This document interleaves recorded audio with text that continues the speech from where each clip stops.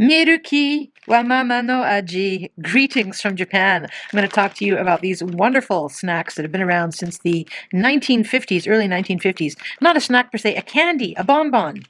Pure sugar. This is not the artificial stuff.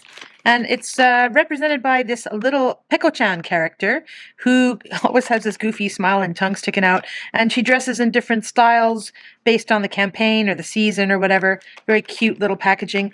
And Fuji has the brand here. So classic. Oh, you got your little Milky character in the back that you can cut out too. Classic snack. And the paper quality here too is very nice. A little bit crispy, washi-like. Oh, let's open these. Oh, okay.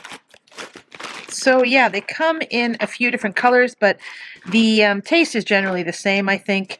They're basically a white, somewhat chewy candy. I'm going to shove a couple in my mouth here. They're hard at first.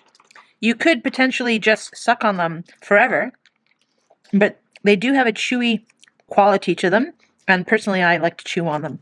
Okay, I'm going to have to stop or fast forward the camera here, because these take a long time to consume, which is definitely a positive.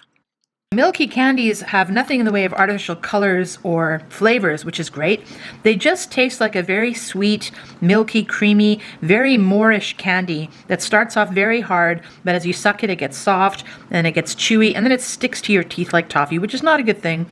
And that indeed is the only drawback to these, is that they do contain sugar. Oh my God, if they had a sugar-free version of this, I'd be going nuts.